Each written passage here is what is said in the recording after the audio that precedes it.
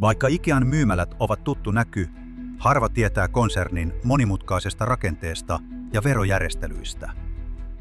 Kuvittele, että jokainen Ikean käyttämäsi euro lähtee ostosreissusi päätteeksi yllättävälle matkalle.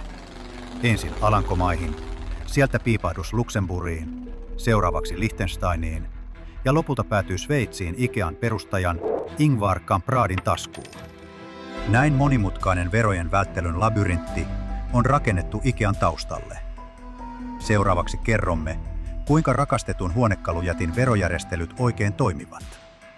Tarina sisältää säätiöitä, holding-yhtiöitä ja veroparatiiseja, ja se paljastaa, miten Ikean perustaja punoi verkoston, joka on säästänyt yhtiölle ja Kampradin perheelle miljardeja veroeuroja vuosien varrella.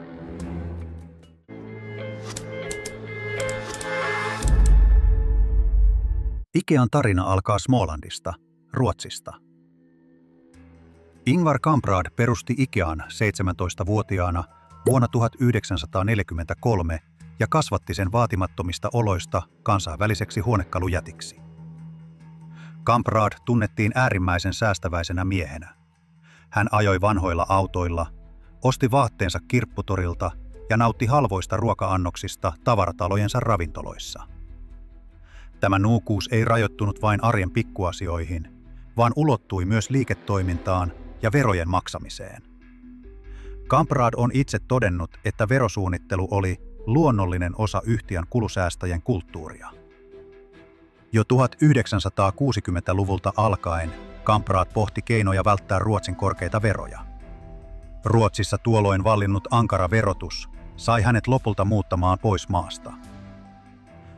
1970-luvulla Kamprad lähti veropakolaiseksi Sveitsiin, konkreettisena protestina kotimaansa veropolitiikalle. Hän asui Sveitsissä yli 40 vuotta, palaten Ruotsiin vasta vuonna 2014 verotuksen kevennyttyä hieman. Ikean perustajan henkilökohtainen veropakoilu antoi esimakua niistä luovista tavoista, joilla hän järjesteli myös yrityksensä verot. 80-luvun alkuun mennessä Kamprad ryhtyi järjestämään Ikean omistusta täysin uudella tavalla. Vuonna 1982 hän pilkkoi Ikean 2 erilliseksi yritysryhmäksi verosuunnittelun tehostamiseksi. Näiden 2 haaran kautta Ikean varallisuus ja liiketoiminta kulkisivat jatkossa. Inkka Group. Tämä on se puoli Ikeaa, joka pyörittää tavarataloja ja varsinaista huonekalumyyntiä. Ingvar Kamprad siirsi tämän liiketoiminnan Alankomaihin ja lahjoitti sen omistuksen vuonna 1982 perustamalleen hollantilaiselle säätiölle Stichting Inka Foundationille. Säätiö omistaa Inka Holding-emoyhtiön, joka hallitsee Ikean myymälöitä ympäri maailmaa. Paperilla Stichting Inka on voittoa tavoittelematon hyväntekeväisyyssäätiö.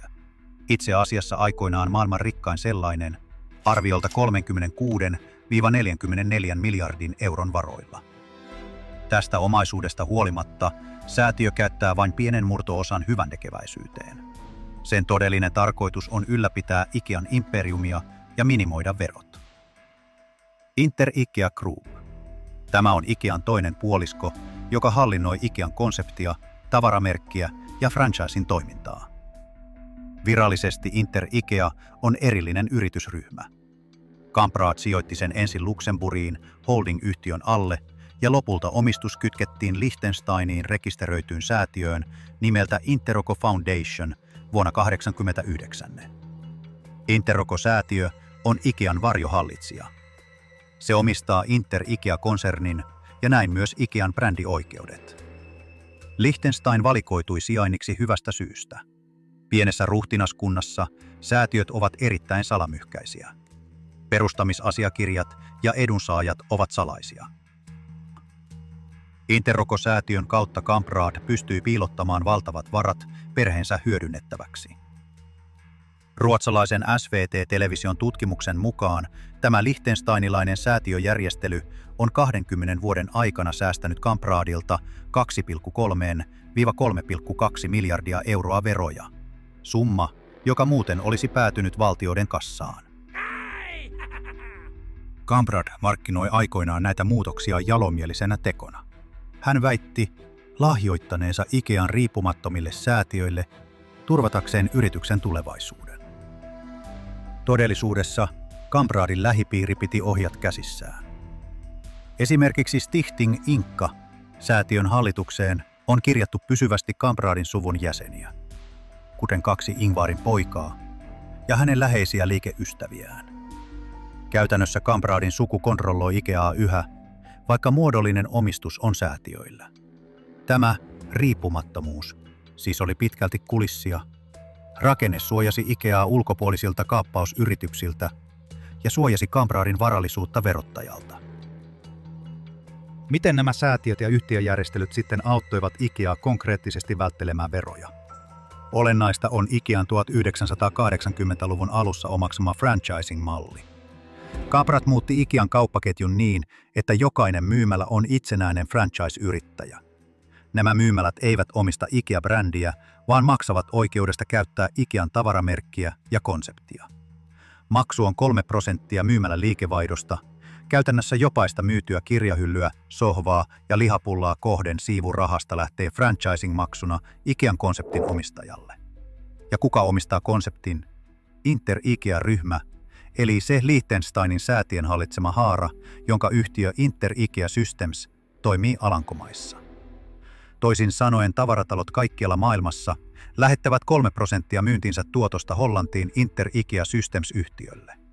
Nämä royaltimaksut ovat Ikean verokikkailun salainen ase. Kun rahavirta ohjataan ensin Alankomaihin, sitä voidaan sieltä jatko-ohjata matalamman verotuksen maihin, jolloin voitot katoavat korkeampien verojen ulottuvilta. EU-komission mukaan Ikean Hollannin yhtiö Inter-Ikea sai 2 erityisen verokohtelun Hollannin viranomaisilta, jotka sallivat tämän järjestelyn. Vuoden 2006 veropäätös. Hollanti antoi Inter-Ikealle luvan maksaa erittäin suurta lisenssikorvausta erälle Ikean tytäryhtiölle Luxemburgissa. Käytännössä Inter-Ikea Systems BVV siirsi saamansa franchisin tulot edelleen Luxemburgiin käyttöoikeusmaksuina. Luxemburgissa näitä tuloja ei verotettu lainkaan. Näin merkittävä osa Ikean myymälöiden voitoista virtasi kevyesti verotettuna pois Hollannista ja pois niiden maiden verottajilta, joissa kaupat toimivat. Vuoden 2011 veropäätös. Kun EU tiukensi otettaan Luxemburgin verokäytännöistä, muun muassa LuxLeaks-paljastusten jälkeen, Ikea kehitti uuden kiertotien. Toisessa Hollannin kanssa sovitussa järjestelyssä franchising-voitot alettiin ohjata lainajärjestelyiden kautta Liechtensteiniin Ikean emoyhtiölle. Inter-Ikea otti lainan liechtensteinilaiselta Ikea-yksiköltä ja maksoi korkoja, joilla se käytännössä pumppasi voitot pois Hollannista lähes verovapaasti Liechtensteiniin. Näiden rahoitusjärjestelyjen ansiosta Ikean Hollannin yhtiö maksoi veroja vain pienen murto-osan voitoistaan. ATAC-järjestön selvityksen mukaan esimerkiksi 84% Ikean maailmanlaajuisista royaltituotoista jäi verottamatta vuonna 2014 tämän hollantilaisen väliyhtiön ansiosta. Tulokset puhuvat puolestaan. Attack laski Ikean tavarataloja pyörittävän Inka-ryhmän todelliseksi veroprosentiksi vuonna 2012 noin 17,8%, kun taas konseptista royalteja keräävän Inter-Ikea-ryhmän veroprosentti oli vaivaiset 11,6%. Molemmat ovat selvästi alle esimerkiksi Ruotsin ja monen muun maan yritysverokannan. Käytännössä Ikea siirsi paperilla voittoja korkean veron maista matalamman verotuksen maihin, hyödyntäen monimutkaisia sisäisiä veloituksia ja maksuja. Kaikki on tapahtunut lain kirjainta noudattaen. Juuri tästä syystä puhutaan verojen välttelystä, tax avoidance, eikä suoranaisesta laittomasta veronkierrosta. Kuten kilpailukomissaari Margrethe Vestager on todennut, kyse on keinotekoisesta voitonsiirrosta. Jäsenmaat eivät saisi sallia yritysten siirtää voittojaan keinotekoisesti muualle vain verojen välttämiseksi. Miljardien verosäästöt paljastuvat. Kuinka paljon Ikea on näillä järjestelyillä säästänyt veroissa? Tarkkoja lukuja on vaikea saada, sillä Ikean rakenteen ansiosta taloustiedot ovat varsin salaisten säätiöiden suojissa. Vuonna 2016 Euroopan parlamentin vihreät ryhmä julkaisi raportin, joka kokosi useita tietolähteitä ja arvioi Ikean välttäneen vähintään miljardi euroa veroja Euroopassa vuosina 2009–2014. Tämä noin miljardin euron verokavallus, jos sitä siksi kutsuisi, tarkoittaa satojen miljoonien eurojen verotulojen menetystä jokaisena vuotena useille EU-maille. Toinen näkökulma on Ikean efektiivinen veroprosentti. Esimerkiksi vuotta 2014 koskevissa tiedoissa Ikean kaksi pääyhtiötä, Inka ja Interikea, tekivät yhteensä noin 4,5 miljardin euron voitot ja maksoivat veroja hieman yli 1 miljardin. Näin Ikean kokonaisveroprosentti tuona vuonna jäi 23% paikkeille, mikä ei äkkiseltään kuulosta poikkeuksellisen alhaiselta. Juju on siinä, että suuri osa todellisesta voittovirrasta on ohjattu pois näistä yhtiöistä esimerkiksi juuri rojalteina ja korkoina. Ilman verokikkailua Ikean voitot olisivat kertyneet korkeampien verokantojen maihin ja veroja olisi maksettu arviolta satoja miljoonia enemmän vuodessa. Ikean monimutkainen rakenne siis hämärtää todellisen verokannan, mutta selvää on, että järjestelyillä konserni on säästänyt pitkällä aikavälillä useita miljardeja. Lisäksi on hyvä muistaa Ingvar Kampraadin henkilökohtainen verosuunnittelu.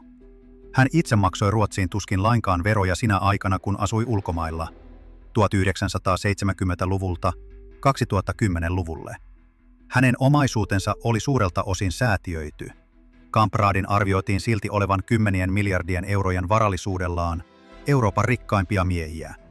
Vuonna 2017 noin 65 miljardin euron arvoinen.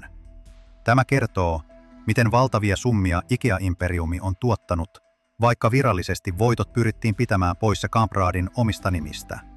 Ikean rakenne on tehnyt Kampraadin perheestä äärettömän varakkaan, samalla kun se on pitänyt verot minimissä. Ikean verojärjestelyt eivät ole pysyneet piilossa ikuisesti. Vuosien varrella toimittajat, tutkijat ja viranomaiset ovat alkaneet purkaa tätä verolabyrinttiä kuin rikosmysteeriä ikään. Ja vuonna 2006 The Economist-lehti julkaisi näyttävän artikkelin Ikean omistusrakenteesta otsikolla Flatback Accounting, paljastaen Stifting Inka-säätiön olevan maailman rikkain hyväntekeväisyyssäätiö, mutta yksi vähiten anteliaista. Lehti huomautti, että Ikean kokonaisjärjestely minimoi verot ja julkisen läpinäkyvyyden, palkitsee ruhtinaallisesti Kampraadin perheen ja tekee yhtiöstä immuunin valtauksille. Tällaiset paljastukset rikkoivat Ikean tarkoin vaalimaa julkisuuskuvaa kotoisana, reiluna huonekaluyrityksenä. Todellinen merjamylläkkä alkoi vuonna 2014, kun LuxLeaks-skandaali paljasti satoja salaisia verosopimuksia Luxemburgissa. Ikeakin mainittiin vuotaneissa asiakirjoissa. Kävi ilmi, että Ikealla oli Luxemburgissa erityisjärjestelyjä, joilla se vältti veroja massiivisista franchising-tuloistaan. Tämä kohu lisäsi painetta puuttua suuriin monikansallisiin yhtiöihin, jotka käyttivät EU-maiden välisiä verorakoja hyväkseen. Europarlamentaarikot ryhtyivät vaatimaan toimia, ja Ikea nostettiin tikun nokkaan yhdessä esimerkiksi Applen, Amazonin ja Starbucksin kanssa. Vuonna 2017 Euroopan komissio avasi virallisesti tutkinnan Ikean verokohtelusta Alankomaissa. Vestagerin johtama kilpailuosasto selvitti, oliko Hollanti antanut Ikealle kiellettyä valtion tukea erityisten verodiilien muodossa. Tutkinnassa keskityttiin juuri niihin vuosien 2006 ja 2011 veropäätöksiin, jotka mahdollistivat voittojen siirtelyn Luxemburgin ja Liechtensteinin kautta. EU-komissio epäili, että Ikean Hollannin verotus oli niin kevyttä, että se vääristi kilpailua muihin yrityksiin nähden. Kaikkien yritysten, olivatpa ne suuria tai pieniä, kuuluu maksaa oikeudenmukainen osuutensa veroista, Vestager jyrähti tutkinnan käynnistyessä. Ikea puolustautui toteamalla uskovansa veroja maksaneen lakien ja säännösten mukaan ja toivotti selvityksen tervetulleeksi varmistamaan asian. EU-tutkinta on sittemmin laajentunut ja syventynyt. Vuonna 2019 uutisoitiin, että Ikealle saatetaan määrätä miljoonien eurojen edestä jälkiveroja Alankomaihin maksettavaksi tutkinnan päätteeksi. Tämän vastineeksi Inter-Ikea-yhtiö ilmoitti luottavansa siihen, että kaikki on mennyt oikein, mutta totesi tekevänsä yhteistyötä viranomaisten kanssa.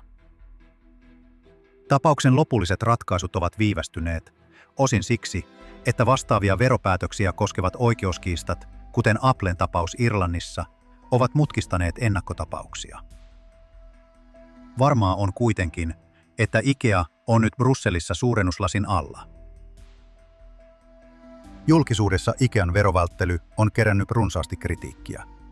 Monen mielestä on irvokasta, että yritys, joka myy demokraattisesti hinnoiteltuja huonekaluja ja mainostaa parantavansa lasten elämää hyväntekeväisyyssäätiönsä kautta, samaan aikaan välttelee veroja maksua niihin samoihin yhteiskuntiin, joiden palveluita lapset tarvitsevat. IKEAn säätiö toki jakaa rahaa hyviin tarkoituksiin, mutta mittakaava on aivan toinen. Esimerkiksi vuonna 2014 IKEA Foundation käytti hyväntekeväisyyteen 104 miljoonaa euroa, kun samana vuonna IKEA-konsernin voitto oli 3,3 miljardia ja varat 44,6 miljardia. Kriitikoiden mukaan IKEA siis antaa yhdellä kädellä pienen summan hyvää, mutta ottaa toisella kädellä paljon enemmän pois veropohjasta. Lopulta IKEAn tapaus on esimerkki siitä, kuinka aggressiivinen verosuunnittelu toimii globaalissa taloudessa. Ja miten vaikeaa siihen on puuttua, kun kaikki tapahtuu laillisten rakenteiden puitteissa. Ingvar Kamprad onnistui luomaan yrityksestään ikuisesti jatkuvan voitonjakokoneen omalle perheelleen tavalla, jota voi pitää nerokkaana tai kyseenalaisena, tai molempina. IKEA jatkaa toimintaansa hymyhuulilla, sinikeltaisten lippujen liehuessa tavaratalojen yllä, mutta verojen osalta sen harmaa alue on nyt kaikkien tiedossa.